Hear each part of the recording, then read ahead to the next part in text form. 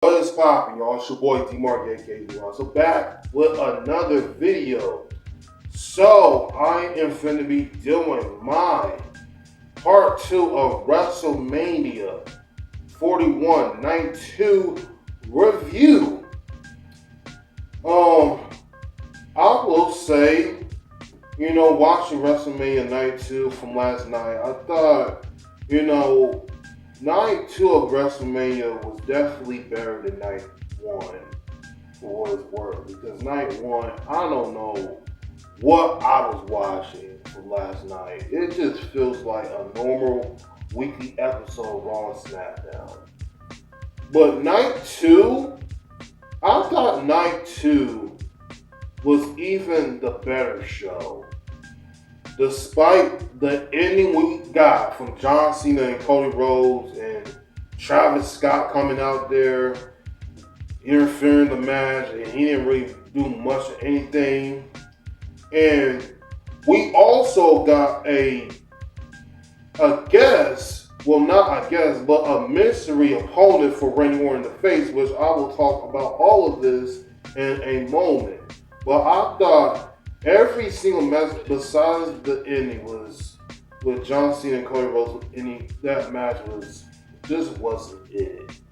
I mean, the match was okay, but the ending though, y'all, that ending was not good. I don't know what happened.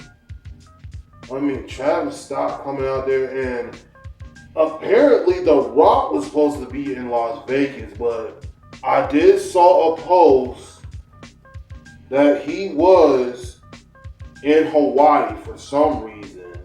He is in Hawaii. I don't know why he's there. I don't know what the reason is, but so I'm probably guessing that The Rock all of a sudden made a phone call, tell Travis Scott. So he probably made a phone call saying, "What's up, Travis? I'm probably not going to be at WrestleMania 40 Night 2 tonight, so I don't got nobody to interfere in my boy John Cena for me. So is it okay for you if you could just show up for me and just for John Cena's match?" "Yeah, man, I got you, bro. The Rock, man, Dwayne, I got you, man. I will totally be there. I got you, man. All right, man. I'll see you there. Later." So I'm pretty sure The Rock probably made a call to Travis Scott, telling him to be at WrestleMania for John Cena and Cody Rhodes match. But yeah, and Dominant Mysterio though got like one of the biggest reactions of the night, even though he's a heel, winning his first singles championship in WWE. Oh man. So we're going to get into all of the matches here. We're going to get every single match on this card for tonight from WrestleMania 41 to Night 2. All right here. Give me 1 minute. I need that. Before we get into that, if you have not already yet, please go ahead and subscribe to the channel if you have not already yet. Follow me all social medias down below. Turn on notifications because I will be posting every single week. So any further ado, let's get straight into this review of WrestleMania 41 Night 2. So I'm going to just start off with the audience attendance record. And apparently Stone Cold Steve Austin was out there. He was out there. And what ended up happening was before he was in he came in with his ATV. He was riding around with it around ringside twice. And all of a sudden that he accidentally hit the barricade, which I'm pretty sure I wasn't really like paying weight. I wasn't really like paying like much attention to what happened, and apparently like it was like a woman or a little girl was sitting in front row, and I don't know if she was her or not, but hopefully if she's okay. And Stone Cold went out there, he grabbed himself some beers, and all of a sudden he announced the attendance record for WrestleMania for both nights. Actually, the attendance records. I'm actually going to pull this up. So WrestleMania Night 2 of the attendance has numbered that Stone Cold has announced. It was 63,226. And for night 1 and night 2 came with the total of this weekend came up to 124,693 attendance. That's a lot of people, man. That was a lot of people. I'm pretty sure the people that went to Las Vegas, I'm pretty sure y'all probably definitely had a great time over there. I would have been over there too, but everything nowadays is just so expensive. I don't know why it's gotta be so expensive, but I wish the prices would just been a bit lower. You know what I'm saying? But everything nowadays is just so high that we just gotta pay, which I kind of hate that nowadays, since we live in the world of that nowadays. But anyways, since the audience tickets was 693 audience tickets total for night 1 and night 2. That's a lot of people, man. I hope y'all enjoy WrestleMania in Las Vegas. But anyways, we're going to get into the match. First one I enjoy. Io Sky versus Bianca Belair versus Rhea Ripley. Triple threat match for the Women's World Championship. Now, I thought this match was very good. This match was actually very good in my honest opinion. They started off like so much high, fast-paced action, and there was a lot of flips and dives everywhere, from inside, from outside the ring, from both ladies. And Bianca, hit her finisher. Everybody was hitting on their finisher on one another, and I think in a spot that I believe, well, it wasn't no spot, but everybody was just hitting their finishers in one another. So Bianca hits her finisher on Ripley. Rhea Ripley, the KOD, and Rhea countered it to the riptide on Bianca, and Bianca kicks out. And then Rhea did another riptide with Bianca on the second rope, and then I think Bianca ended up kicking out, and then Io Sky went for a moonsault. Well, she hit her moonsault, but the way how Io sold it, she was selling it when Rhea's legs was up and when she blocked it. She sold that so crazy. Even when they was of the corner of the turnbuckle, and I think that they did a triple suplex, electric chair suplex, whatever it is you call it, electric chair suplex. That's what they did. So all three of them started colliding with one another, picking up one another, and then they dropped each other, and Io was I don't know where she was selling, but she was selling after that happened. And I thought that was amazing, how she was selling. And then, towards the end of the match, Bianca hits her KOD on Bianca. Bianca hit her finisher on Rhea. And then the 1, 2, 3 count began, and then out of nowhere, Io Sky hit her finisher, the moonsault, and then she pinned Bianca 1, 2, 3, and Io Sky retains her Women's World Championship. I thought, coming out of this match, this match was so good here. A lot of these three women actually did so well here. And come come to the point of the match, though, at the end, EO took the victory, and I don't know what's going to happen afterwards with all three of them. I'm assuming that Rhea is still going to be chasing EO for the championship, and Bianca is still in a storyline with Jade Cargill and Naomi, which I'm glad they're still keeping that and still building that up. So yeah, man, these three women did so well in this match. They did so well in this, and I thought it was perfect. It was great.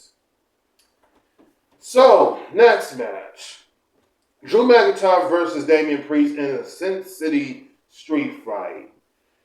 Now, even though I have been paying a little bit of attention to the story that I've been telling,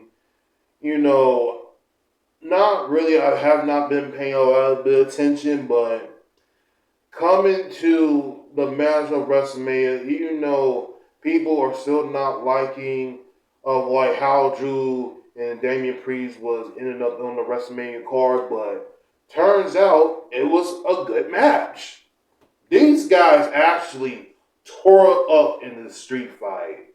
Like, there was some crazy spots, like, there was one spot, though, when Damien Priest was finna to do the old school, like, The Undertaker's move on the top rope, but Drew pushed Damien into the table, and Damien did the Razor Ramon's Razor's Edge to the table.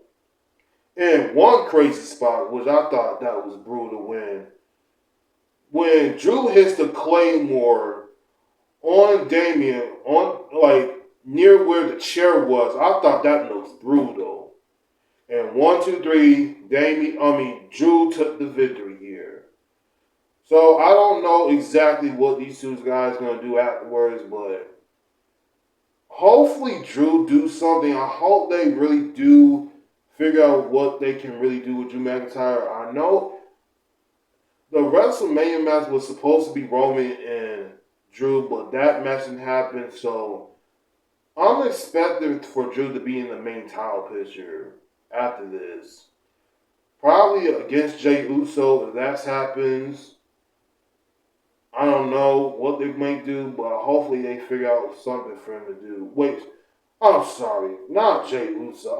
I'm getting Drew mixed up, thinking that he was still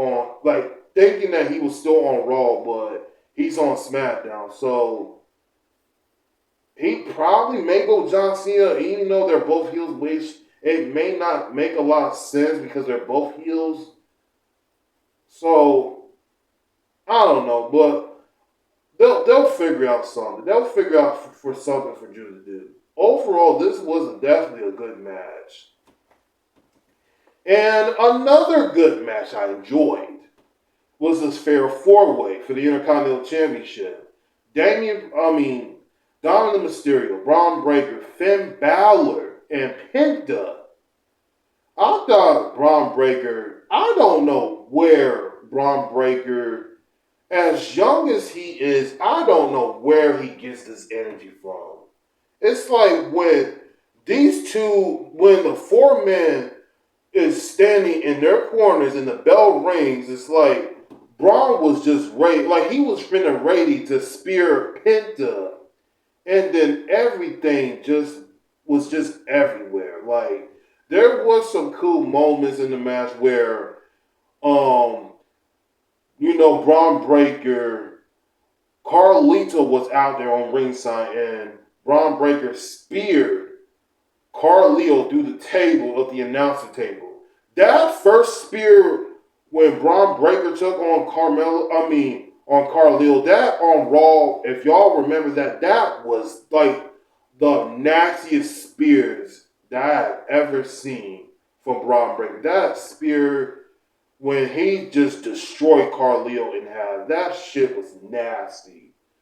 But towards like the end, four men did so well here. Like, I think what ended up happening is Braun got back in the ring and he spears Penta, and then Finn Balor is in the corner and finna do his drop kick.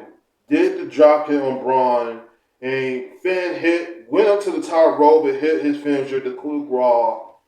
And before the pinfall breaks, out of nowhere, Dominic Mysterio just did the frog splash and landed on Finn, and he pins him 1, 2, 3. The crowd in that arena just popped for Dominic. Like, people just got up on their feet and they just popped. And the thing is about that, they don't even know if that Dominic was a heel, which he is. Like, I feel like that was only just like a one-time thing since he won his first championship, which I'm glad he won, which this is a special moment for him that he did won. Yeah, man. Bron finally gets pinned, but he didn't get pinned, but Dominic pinned Finn Balor, but Bron did not get pinned. So, Bron Breakker, I don't know what they're going to do with him. Yo, as good as Bron Breakker is for what he does, I hopefully so if they give the world title to him at any time, probably this year or probably next year, if he does end up winning the Royal Rumble, which that will be a great moment for him. Win the Royal Rumble, headline WrestleMania, win the world title. That will be a celebration right there that people can actually remember with. So I'm thinking that now that Dominic and Finn Balor are probably going to start a feud with one another, which that's good. That would be good right there. Probably they might do that. Dominic and Finn Balor for Backlash. If it's not Backlash, then they probably may save that until like SummerSlam.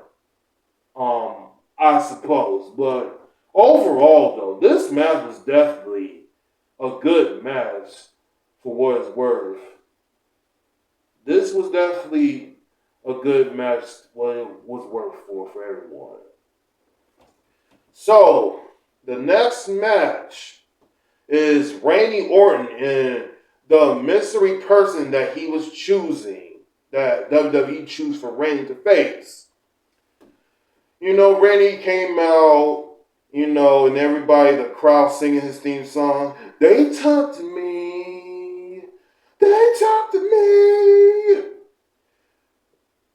People's definitely so into Randy's theme song when he comes out. He comes out, everyone's singing his theme song, which it was great. And then Randy cut a promo for about 5 minutes or so, and we was all waiting to see what the mystery opponent for Randy to face. And what I was not expecting, the TNA World Champion, Joe Hendry, came out, and I was like in complete shock that I thought it was going to be Rusev, but they probably may save his return until like another 2 or 3 weeks or so. But Joe Hendry was like the biggest surprise of the night. Like everybody singing his theme song and doing the way he does, it was amazing. It was definitely amazing. The match didn't even last that long. It only lasted about 3 minutes.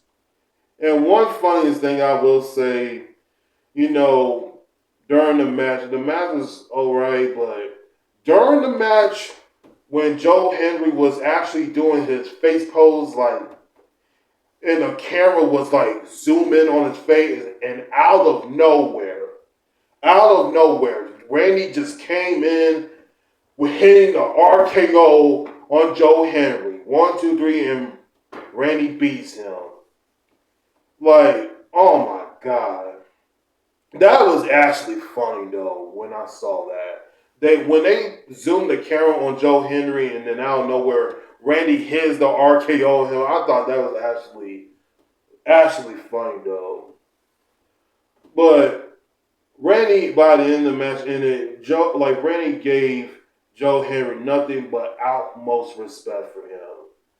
This was his first WrestleMania, and whenever his contract ends with TNA, I hope he goes to the main roster. Like, this guy is just so over it. And honestly, he was in WWE before, but seeing him now, he's even more over than like any other roster in the company is.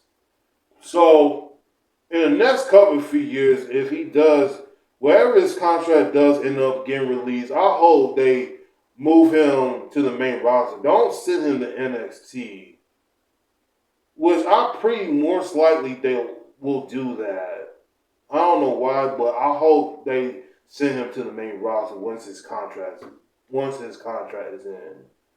But this actually was a cool moment for Joe Hendry to get the biggest shine of the night here. This was actually amazing for Joe Hendry. Love to see it. Next match is AJ Styles versus Logan Paul. Yeah, this match was alright. The match was decent. The match was decent for what it was. Everybody, both of them did good in the match. The thing is, the match was decent.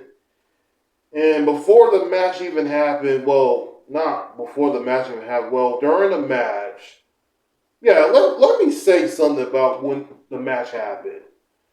You know, as much as I hate Logan Paul, the man is just excellent. Just great inside the ring. And I thought he did so well working with AJ Styles tonight. And it was cool in the match which it was not cool to begin with, that Logan, he did AJ Styles' move, the Styles Clash. And I don't know if AJ reversed it, but AJ reversed it, and then AJ hits the Styles Clash on Logan.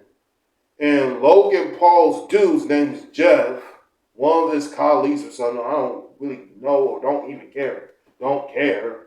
But he got the brass knuckles, and he was about to give them to Logan, and out of nowhere, Karrion Kross stops it. Karrion Kross just came out of nowhere and stops it.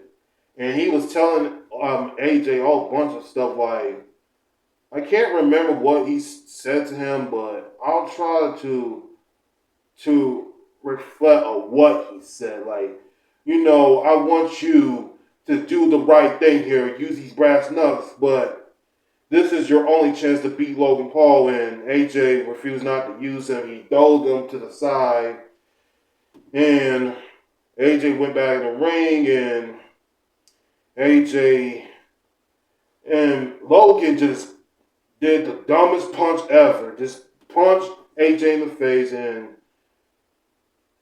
Logan hits his finisher. I forgot the name of the finisher that he named it, but it's a cool move. And Logan beats AJ. Logan beats AJ in his fourth WrestleMania match. I will say the match was good, and I'll hope and pray to God that Logan Paul does not go for a world title, which I'm thinking that WWE will do that. I wasn't the biggest fan that, from last year, from King of the Ring, that they just granted Logan Paul a championship match when he was facing Cody.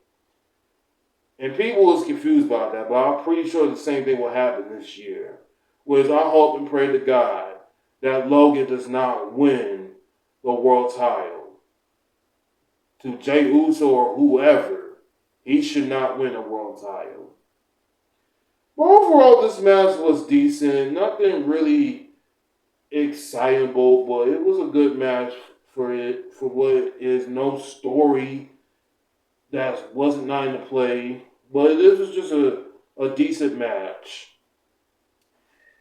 So the next match is Lyra Valkyria, Becky Lynch facing Liv Morgan and Raquel Rodriguez for the women's tag team championships. Now, Bayley was supposed to be teaming up with Lyra Valkyria, but eventually Bayley ended up getting assaulted backstage and was not able to compete. So WWE had to find another replacement for Bayley to team with Lyra. And the man herself, Becky Lynch, has made a WrestleMania return. And this match wasn't really nothing, honestly. This match was solid. The match was definitely solid. But yeah, Lyra and Becky just beast them. They just beast them. Nothing much really talk about. There were people were saying if Becky did if Becky wins, since now she's back now, she can't be involved in a storyline now. Since Bayley could be out, due to somebody who attacked her, probably she may go after the IC title if that's like the thing, if that's what they're going forward. Probably, I don't know, but I'm gonna have to see what happens there. So, the main event that everybody's been waiting for. John Cena versus Cody Rhodes for the undisputed WWE Championship. Oh, man. You know, for the last couple of months, since John Cena turning heel, and we did not get no explanation of why he joined forces with The Rock and Travis Scott. And I believe, and if I'm being completely honest, John Cena did not need to turn heel just for The Rock and Travis Scott needing to be there. And these guys definitely tore it up for the last number of weeks. They were tearing each other up on the microphone, and I thought it was like the greatest thing to see on a weekly episode of Raw and SmackDown before even WrestleMania. No, I was going into this match thinking that this match was gonna be a solid, clean finish from the end of the match, right? And like before John Cena came out, he came out with his entrance all black. Nothing much really changed there. He came out all black. Not came out all black, but what he was wearing, but he came out with the black, like his entrance. He just came out black. But Cody's entrance, everybody's gonna love Cody's entrance. And John Cena hitting 4 AAs on Cody Rhodes, and Cody just randomly just kicks out of every 4 of them. And the match, I really thought the match will be for great here. Since people been talking about John Cena needs to be on WrestleMania to fight Cody, which people thought that was going to be the best match. I mean, if you really want to think about it, the match wasn't really all that good, if I'm being completely honest here. Can we all agree here? People may say it was good. People say it may say that it was boring and it was this and that. Like, the match was all okay. It was okay, but when John hits the STF after he did the AA on Cody, and Travis Scott music plays, Travis Scott being out there, I said this earlier, it could have been out, The Rock could have been out there if Travis Scott wasn't there. They really did not need Travis Scott to be on in ringside. Like, he came out, he was walking so slow, like taking his sweet time to get on ringside and all of that stuff, right? In like the last 10 minutes when he got there, he didn't really he didn't really do much of anything. It's like he was just there just to be there. The same way he was at Elimination Chamber last month. But the one thing I didn't like about the ending part of the match was Travis Scott just ruined the entire ending of Night 2 of WrestleMania. That's literally all I can say. If The Rock was there, it would make a bit of sense of how Travis Scott and The Rock being there, having their little shenanigans when the referee gets taken down. But yeah, man. And John Cena, and then Travis Scott got into the ring, and he wanted to pay Cody for what he did to him at Elimination Chamber. So Cody did a crossroads on Travis Scott, and John Cena, when the camera was on him, and John was about to hit the belt on Cody like he did last time, and John and Cody is talking warring with the belt, and Cody, on the other hand, is like he wants to hit John Cena with it, but he's like, no, I don't want to do this. I don't want to do this. I honor him. I mean, I've been respecting this man for years, and I honestly don't want to hit him with the belt. Honestly, to be real, y'all, that literally made Cody look so stupid right there. That literally made Cody look so stupid. Oh my God. The worst thing about the worst of a main event WrestleMania. And then John hits his low blow on Cody. He charges him with the belt, bash him in the head with it, and then John throws the belt, and John pins Cody by cheating. 1, 2, 3.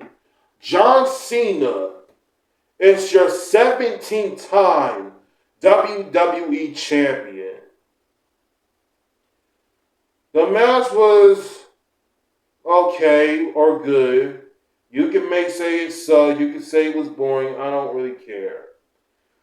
I will say the match was good, but at the same time, with the ending of Travis Scott, was honestly the worst of the main event. Travis Scott did not need to be there. I'm sorry. As much of y'all fans, hip hop fans, love Travis Scott, I don't have no problem with the guy.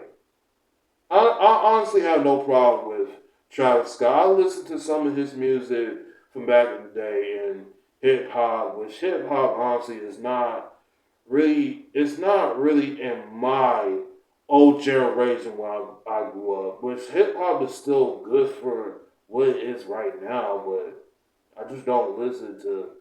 I may listen to a couple new artists here and there, but some of them I know, and most of them I don't. But anyways, this is like the worst main event of WrestleMania of all time here. This was not good. This main event match with John Cena and Cody Rhodes was not good. If it wasn't for Travis Scott, just for him to just being there, which he really shouldn't. I was thinking coming out of this match was going to be just like a clean finish. John just pinning Cody clean and all that stuff, right? But we got like a terrible ending that ends so poorly that it was just not a good main event to end with. But John Cena winning his 17th World Championship, I'm proud of him that he broke the record of Ric Flair of surpassing his 16-time world title reign. The only thing I will say here is that I'm not the biggest fan of John Cena. You know, he's a part-timer and now he won the WWE title. I said this a couple of times now. If John Cena wants the championship since he did tonight, since he won the WWE title tonight, then that means that he's going to have to start making appearances mostly just on SmackDown. I'm not the biggest fan of any lumical thing for a part-time champion, for a part-timer just be a champion. They will be gone for a month and then they will just return and just come back on television, just whatever. I'm not the biggest fan of that. If they're gonna have John Cena as champion, he's gonna have to start coming to the shows more permanently. He's gonna have to start making appearances. Most of the time, he's not gonna be there, and most times he is gonna be there. Which I don't know how WWE is even gonna escalate with that as well. But I'm pretty sure, I don't know how long John Cena is gonna be WWE champion for. Somewhere in August, he'll probably will drop it to CM Punk, I would say. The only person I think that John Cena can only drop it to is CM Punk. That's like the only person I can think of right now. But anyways, the match was okay, but the ending was not all that well. It was not good. It was trash. But overall, the rest of this pay-per-view was definitely a great show. I enjoyed definitely night 2 of this, especially with the great quality matches that was presented tonight. I enjoyed. Title changes. I'm glad that Dominic is your new IC champion. I hope there are probably going to do a few with him and Finn Balor. John Cena being your 17th-time world champion. Congratulations on the ending. I'm going to keep saying about this ending. This ending was not good, man. This match could have just been better if it was in with a clean finish and everybody would have just gone home happy and spiritual. But that didn't happen. But yeah, man, this was definitely a good show. And that is it for my WrestleMania 41 Night 2 review. Yeah, man, y'all let me know what was y'all favorite match from WrestleMania tonight that y'all enjoyed. Y'all let me know in the comments what y'all think. Follow me on social medias and subscribe to my channel if you have not already yet. I'll be back with another video. Peace. My moment to shine, this is my time of flight. I've been grinding forever just for this very night. I've been pushing for many moments like this. This time is undervalued and no one ever could.